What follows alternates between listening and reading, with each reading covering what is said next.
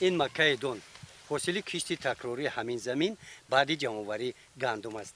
الکی به حاصل آمده است. در ناحیه وسه در دهه جوانی دهاتی به نام عبدالعوض فضلیان خوجگی دهقانی الفتشو زمین‌های در اختیارشان قرار داشته را ثمراناب استفاده نموده در برابر کشتی اساسی مقصد دارند که مانند سالهای گذشته از کشتی تکراری زمین امسال هم حاصل خوب به دست می‌آورند. عامل‌های مهم برای کشتی تکراری زمین آب و کارگر درست زمین این تدبیرها سری وقت در این خوجگی عملی گشته است. از این جویبار آب دریای پنج آب خنک روان است. کشتی تکراری از این آب از مینرال ها بوی غذا گرفته محصولات زمین را پیچانیده گرفته است. این محصولات های سبزیجاتی حاصلش در زمین حالا هم بسیار است. در بعضی جایها حشرات تاثیرش را گذاشته است، لیکن به این نگاه نکرده تا اول های ماه اوگوست 3 مرتبه حاصل آن را جمع آورده و بازار برآوردند. 10 هکتار زمین کشتی آبی داریم. ایامی 7 هکتارش پخته کردیم، دیگه‌ش گندم بعد گندم زراعتی چی کردیم. جگوری دون کردیم. نه پامادر رایم نه اوسنده شولی داریم 70 ساعت. نه خیلی با جگوری چی داریم. جگوری سیلوس داریم. او همین سال سازه. شروع دولت کردن شروع همین وطن کردن در کار کردن در کار. در این دهات خوجگی دهقانی به نام الفتشو مساحت 10 هکتار زمین را آن همین طور ثمراناب استفاده نموده است.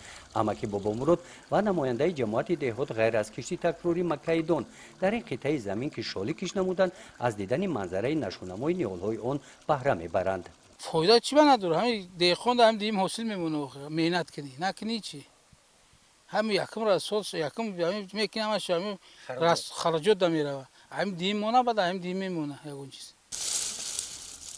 این شب و روزها اگر در خوجگی دهقانی به نام الفتشو با آبمانی زمین ها مشغول باشند، در خوجگی دهقانی به نام جراقل از یون خوجگی به جمع‌آوری حاصل محصولات های سبزیجاتی و پالایزی مشغول می باشند. جمع‌آوری حاصل تا به گاهی دو ماه افته حاصل جمع آورده به بازار برآورده می شود. این نوبت در این روز این محصولات ها را دهقانان طبق فرمایش جمع آوردند. خریدار اینها را از زمین با ارزش از بازار ارزان آمده می برد.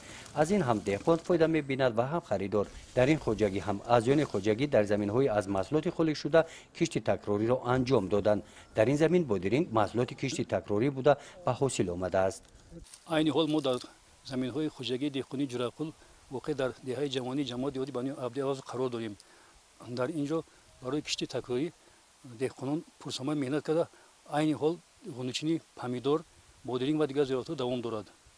در حدود جماعت دیوادی بانی عبدالعوض در میدان 565 هکتار زمین های کرامی آبی از غله آزاد شده کشتی تکراری گذرانده شده تا عین زمان ادامه دارد.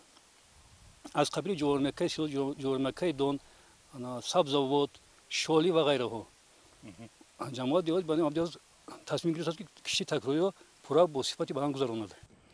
طبق اطلاع متخصصان حاصل کشتی تکراری زمین ها بعد 1 ماه پخته میرسند و اما که بابا مراد و دیگر دهقانان خوجگی و دهقانی حدود این دهات از حاصل کشتی کاریدهشان بهره ور میگردند. گزارش خواجه نظریف خدای نظر زهروف از ناحیه واسه برای برنامه اطلاعاتی نوید.